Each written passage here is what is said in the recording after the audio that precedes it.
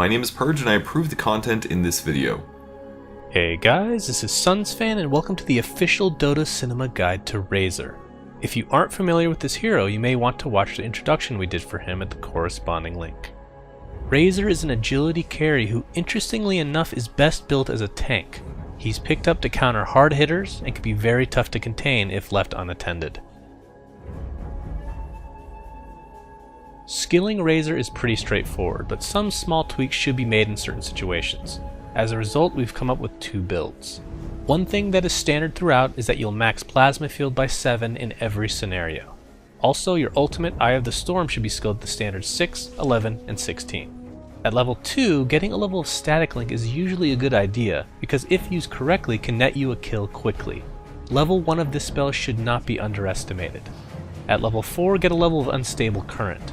The movement speed is of course helpful, but any single target nukes applied to you will make the opponents pay. Now the question is, what do you max second? Well, that's where the two builds differ. In build number 1, which we'll call the default build, you'll max static link first. A reason for this is because although a carry, FlawlezZ isn't really a late game carry.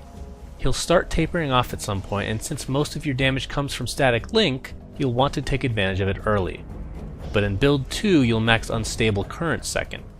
You'll want to use this build if you're going up against a lot of single target nukes. It could also be handy for mid-solo situations as well, where the speed boost can help you get to the runes. When starting the game, get a couple branches for an eventual magic wand. Also get some regeneration and Ring of Protection. The Ring of Protection will be turned into a Ring of Aquila at your earliest convenience. If you're playing mid, try to get an early bottle so you can hold the runes and gank more effectively. For boots, it's a choice between power treads and phase boots. Treads will allow you to manipulate your stats, which is helpful in all aspects. It'll give you damage, mana capacity, or HP on the fly. The attack speed is also helpful as long as you're dealing damage. Now on the other hand, phase boots do synergize really well with your hero, since you're relying so much on your movement speed to keep your static link going. Also, thanks to your unstable current, you'll be extremely fast with phase boots. From here on out, you'll want to get tank items. Although not as effective on range heroes, a Vanguard is still a popular choice on FlawlezZ, since it's the best tanking item for the stages of the game that FlawlezZ will be most effective. Against heavy magical lineups, a BKB may be needed to allow you to stay in fights and deal as much damage as possible. If the enemy is dealing tons of magic damage but doesn't necessarily have a lot of crowd control, getting a pipe would be way more beneficial, since its effects not only help the team, but will constantly be working in your favor, as opposed to the BKB which works in bursts. Also, if you're doing well, going for a Manta is great since it provides some DPS along with the tank ability you so desire. If you're in a push lineup, or you're having a little trouble taking down enemy structures, getting an Aghanim Scepter is great since your ult will then work on buildings, and of course the stats will help you quite a bit. Lastly, for core items, a Blade Mail should always be under consideration, since you will be the target in most fights. For situational and luxury, a Heart of Tarask or Satanic could be looked at since they provide tons of tank ability for the later stages of the game. Another item that is often overlooked for tankiness is an Eye of Skadi, which not only gives you a lot of HP, but will allow you to orb walk with ease. Finally, if you find yourself in late game and just don't deal enough damage to put your team over the top, you can start looking at DPS items such as Daedalus, Butterfly, or even a Divine Rapier. When playing FlawlezZ as your team's only carry, you need to realize that you're on a timetable. Once the game approaches 50 minutes and beyond, you will most likely not be the hardest hitter in the game, even if you've done well. Because of this, you should take advantage of the window you were given. If you play mid, don't sit there and farm. Use your skills to your benefit and gank relentlessly. Now let's go over his skills in more detail. Plasma Field is a nuke of sorts, and really you'll just have to use it in order to get used to the range. Obviously you'd prefer to hit units on the edge in order to deal more damage.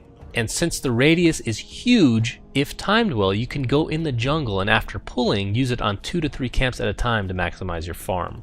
Also for this skill, just keep in mind that it will briefly give vision in the area, which is important for the next skill. Static Link is the biggest reason that FlawlezZ is built as a tank.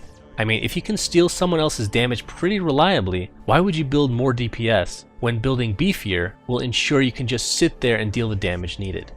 Because you're stealing someone else's damage, FlawlezZ is a counter to carries. And the reason he can reliably do this is because it goes through BKB. The maximum amount of damage you can steal is 224, which is massive.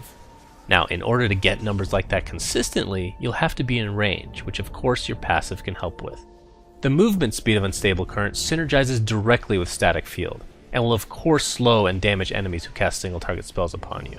But something that is often overlooked is that the slow is actually a purge, and will negate positive buffs from those enemies.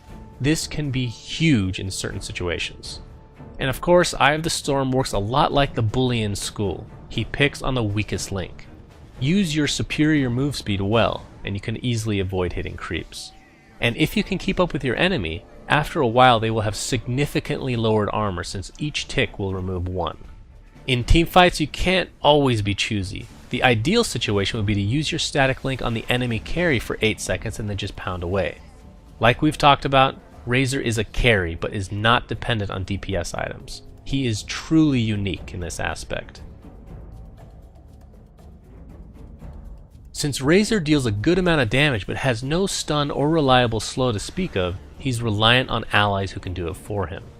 Heroes such as Shadow Shaman, Lion, Batrider, and Bane are great examples of this. In addition, Razor needs a true initiator for teamfights. Heroes like Axe, Earthshaker, and Sand King fit this description. For foes, Razor doesn't like to go against heavy nukers that do not rely on single target spells.